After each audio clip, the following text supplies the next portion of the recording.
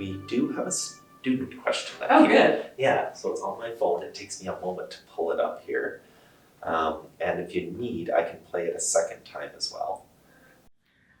What specific steps will you take to ensure that all students, regardless of background or ability, have the resources that they need to succeed academically or in their future pathways? So great question, EJ.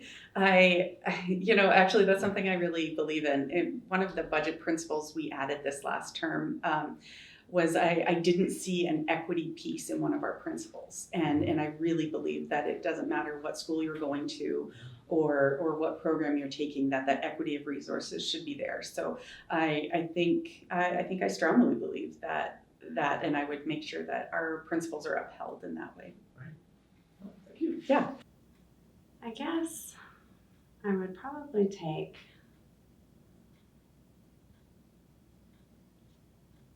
I of course want every child to feel included, of course, and regardless of their background or beliefs. I think for the most part, I think kids are being included pretty well as it is. To be honest, though, I feel like there is a specific group of kids that just aren't being included because maybe they have different beliefs or different opinions, which is not right. I don't think we should be discriminating against anybody just because they believe something differently.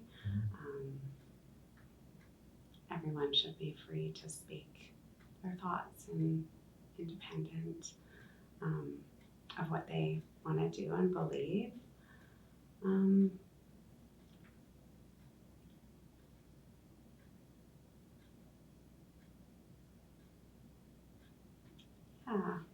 Yeah, that works. Sorry. No, it works. What specific steps? I think one is listening to the needs that are out there, advocating.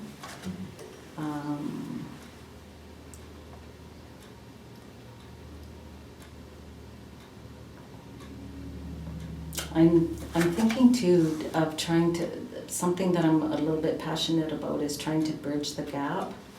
Yeah.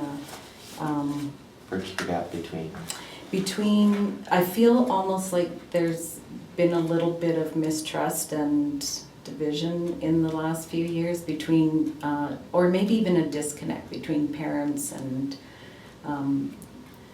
teachers. And I think it's partly being influenced from outside areas. And I think education in those areas might help to bridge that gap.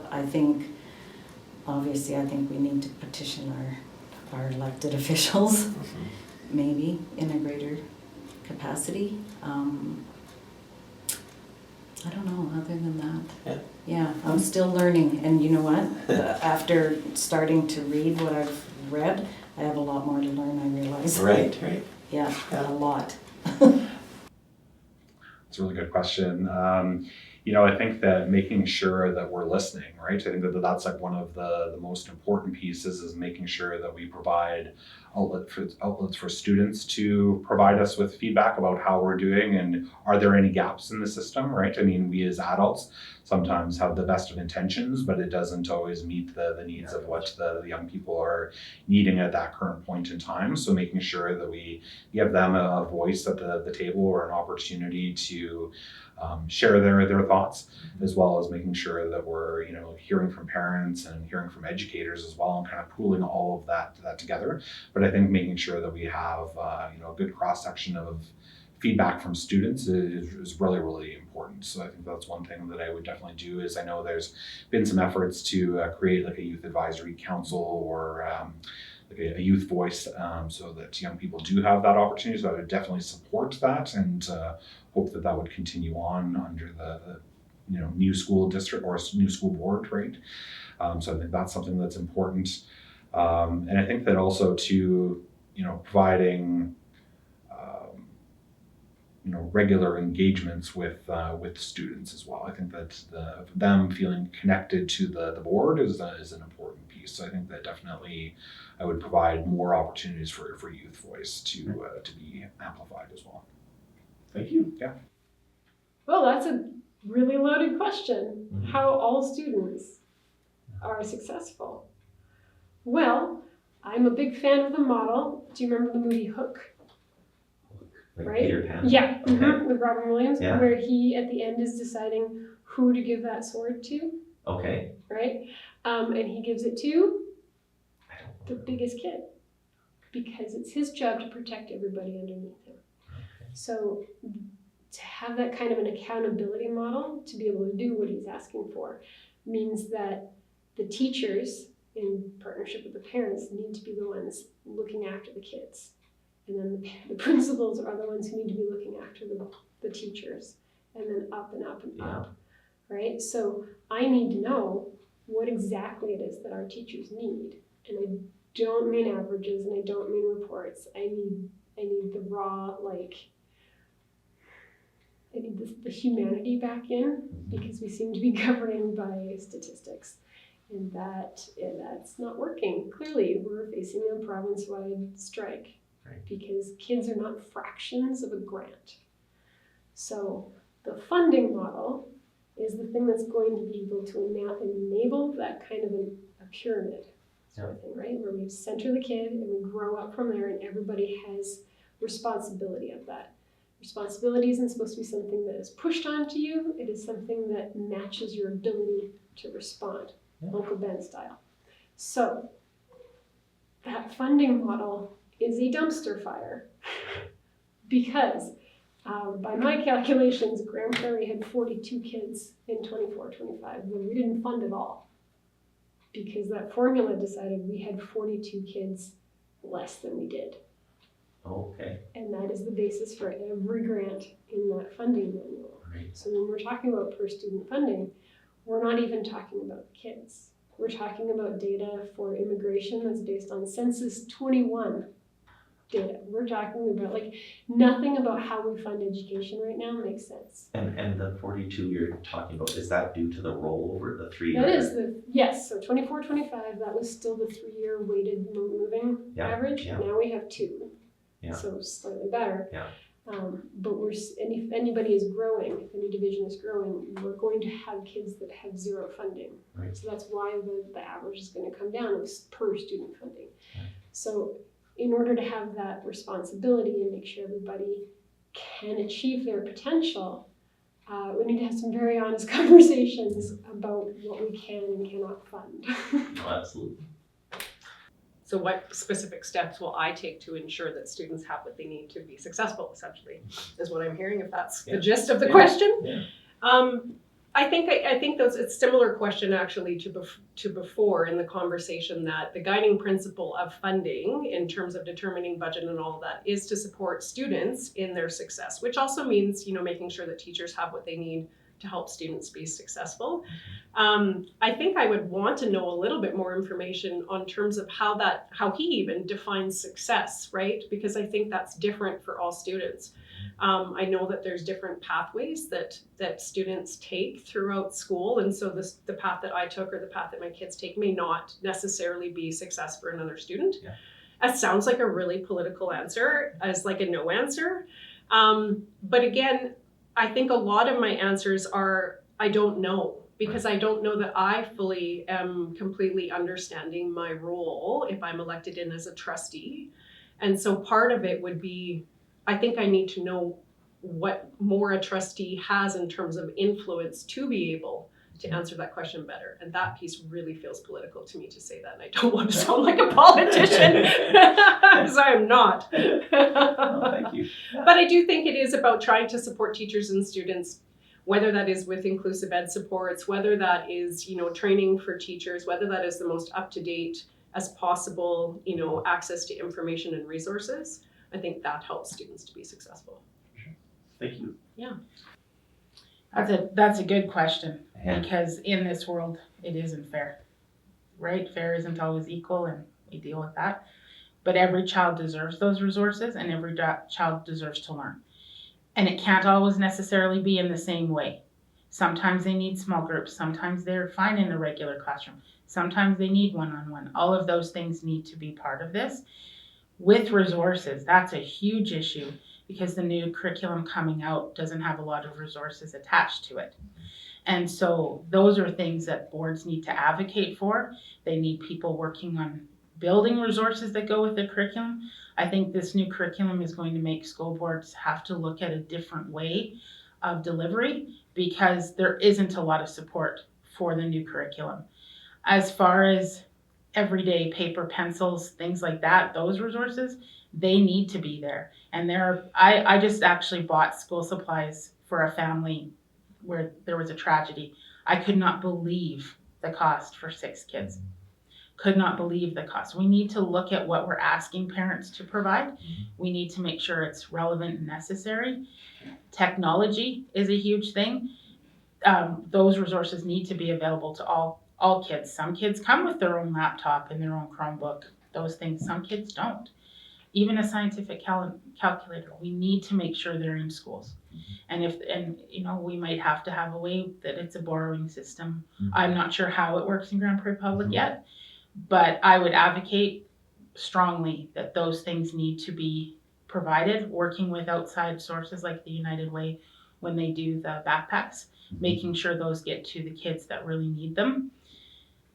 And it's all about advocacy. And like I went back to the central office reduction. It's not just central office. We have to look at what we're spending in schools on things that maybe we don't need to spend that kind of money on.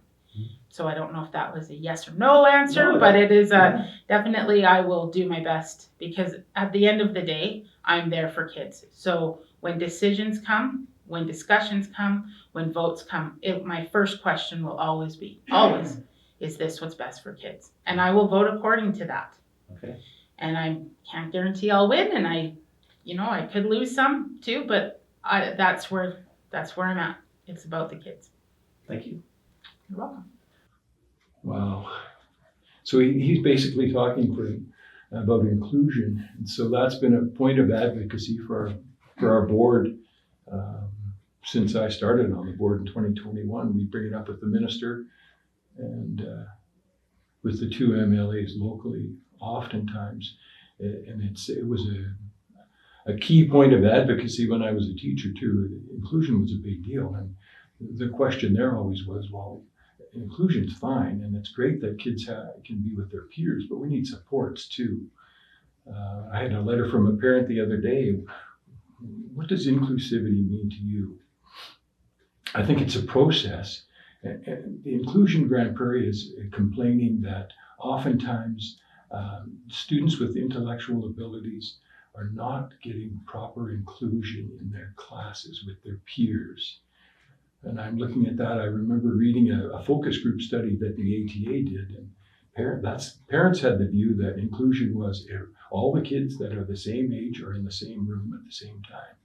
And teachers had a different view. It was the child needs to be where they can be successful, whether that's at home or online in another class. They need to be in a place where they can achieve some success and build on that success. So I'm seeing it as a process. Like, honestly, I'm sorry to say this, but some children just are not ready to be in the classroom just yet. You can't take math 30 before you finish math 20, right? You can't run before you walk. So you have to acquire some of the skills that are necessary for you to function in the big group. That's the whole point of school in general.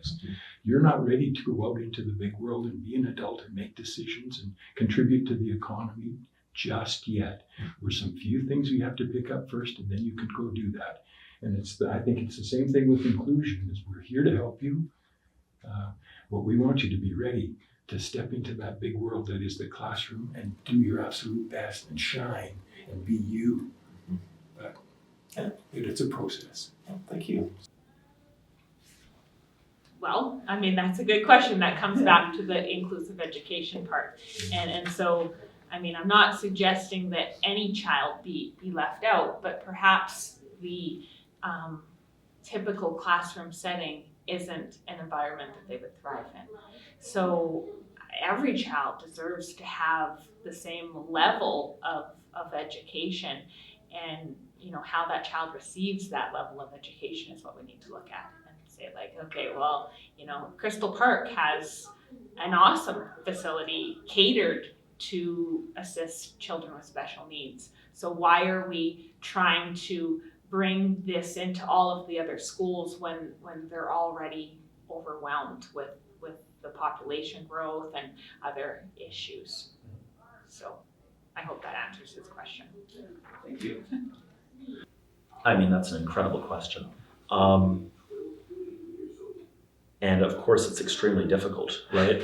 I mean, our motto for the division is every student succeeds. And when I ran in 2021, one of the things that I highlighted in my campaign was, with the graduation rates that we see, with the academic performance, I didn't think that was the case. As I've worked with our administration over the last years, what I've really come to recontextualize that motto is it's a guiding star, and there's a heavy asterisk to it, which is every student succeeds to the best of their ability and to the best of the resources that we can provide to them. And every decision we make at the board table is first and foremost made with the question in mind of, is this good for students? And that is certainly the number one priority in every decision that I make. You can see the numbers in our budgetary report. Like, we have a lot of students with codes of different kinds. We've got severe disabilities inside the division. I believe we do a good job. I think that we do a very good job of trying to get the resources and the supports to the students that need them. A lot of times there's external factors that hurt that, and there's really no way around that. I brought up earlier the loss of Jordan's principal funding from the federal government. There was really no way to plan or predict for that, and it took, I don't remember the number, but dozens of EAs out of our system, and that's a huge blow, right? Like, those students don't have those supports anymore. That's why the role of the trustee is so important, with understanding what the needs of the community are, understanding what is needed at the local level, and trying to communicate that to different levels of government. We meet regularly with City Council, with the Minister of Education, with our local MLAs, and I think we do a very good job of expressing the needs inside of our division. That doesn't always manifest as action at the provincial level, but I think that our board for the last 4 years has been a voice for students to try to get them the supports they need. And I don't know if that answered his question entirely. I don't know if that question really has a full answer, unfortunately, because again, how many resources or how much support is enough? Like, it's never enough. Like, there's some students that just the level of support they need is beyond what we can realistically give them, but we're still going to try. Thank you. Okay, well, my mantra is creating great citizens. And so, as I sort of addressed in my initial question, or in my initial answer to your question, it really is all about that. It is making sure that we have all the resources. And we do. Again, when I talk about sort of our priorities, are around teaching, learning, and around belonging and providing sort of good, solid leadership. Those are our priorities as our 3-year education plan. And then again, as far as our governance and advocacy, I really thought you were going to ask me all kinds of questions about what is governance and what is the role of the trustee and what have you been doing as trustee. So anyway, his question is great. And so, as we've already been trying to do with our student liaison group, is we actually are trying to solicit information from them. So whether it's on cell phones as an example, and to hear sort of what their thoughts are, and I would tell you, using that sort of as my bonus sort of question is even when you talk to people about cell phones, and we know we had legislation and we know what we had to do with cell phones, and even when you talk to parents and students and community members alike, there's difference even among students. Like, yes, cell phones are good, no, cell phones are bad. So it kind of goes back to my thinking around, what, there is this side, there's this side, and somewhere in the middle, we need to find that common ground. But to really sort of answer his question, student outcomes are huge for Grand Prairie Public. We need to be funded adequately, we need to have the staff supports that are adequate, and we need to have individualized sort of plans for our students, and I plan accordingly. Thank you. That's a really long, big question. What specific things will I do to ensure every child has the ability to succeed?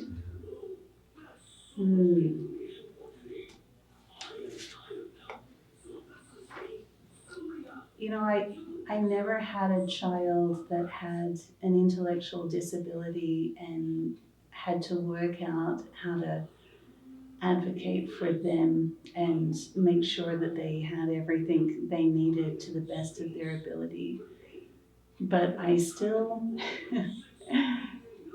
took every opportunity to advocate for my kids to make sure that we as a family had all the tools at our disposal. So specific steps, I encourage every parent to be involved, and to speak up, to vote. For the children themselves, education is their opportunity for success. So if they feel like their educational needs are not being met, speaking up, even though just recently we saw a child being shut down asking a question at a provincial bench, I could not be more proud of him for having the courage to stand up and ask the questions.